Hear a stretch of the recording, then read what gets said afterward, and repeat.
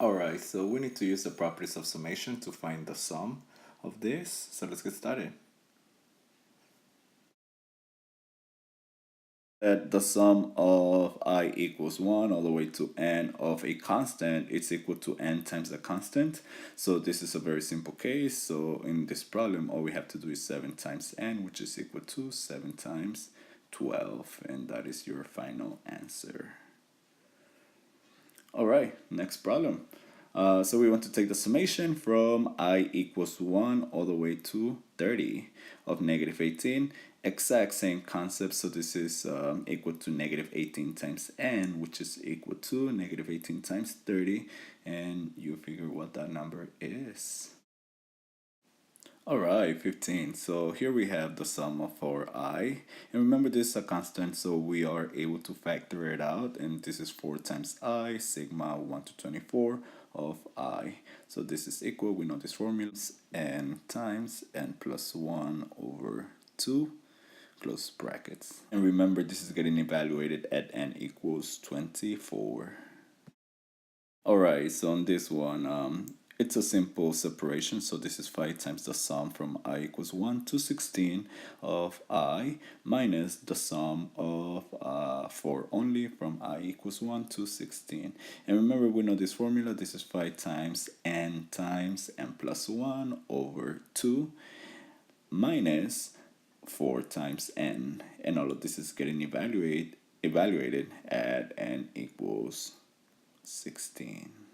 All right, 17. The sum from I equals 1 to 20. So here we have to expand first. All right, so this is equivalent to the sum of I equals 1 all the way to 20 and of I squared minus 2I plus 1. All right, we can rewrite this as the sum of I equals 1 to 20 of I squared minus 2 times the sum of I equals 1 all the way to 20 of I plus the sum from I1 all the way to 20 of 1. All right, just apply the formula now. So we know the summation is equal to n times n plus 1 plus, times 2n plus 1 everything over 6 minus 2 times n plus 1 over 2 plus 1 times n. And this is getting evaluated at n equals 20. All right. Alright, so this problem is very neat. It can actually be solved in a different way. So let's recall that sigma from I equals 1 to 20 of I minus 1 squared. It's actually equal to sigma from j. Now from j equals 0 all the way to 19 of j squared.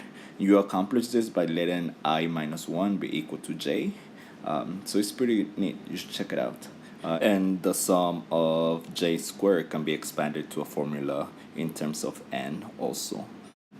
Alright, so this is actually problem 19. And this is the sigma of I equals 1 to 10 of I squared minus sigma of I1 to 10 of 1. And we know the formula for the sum of squares, and that's n times n plus 1 times 2n plus 1, times 2n plus 1. And this is over 6 minus 1 times n. All right, and remember, we are evaluating this at n equals 10. So let's write it out. Alright, so for this one, we need to rewrite it as the sum from I equals 1 to 15 of I times I squared minus 2I plus 1. Alright, so after distributing the I, you're able to break it down into the sum from I equals 1 to 15 of I cubed minus 2 times the sum from I equals 1 to 15 of I squared plus the sum from I equals 1 to 16 of I. So let's see. So we know the formulas for these ones, and we get this whole thing, and remember it's being evaluated at n equals 15. Alright, on this last one, we have to find the sum of I equals 1 to 25 of I cubed minus 2 times the sum from I equals 1 to 25 of I.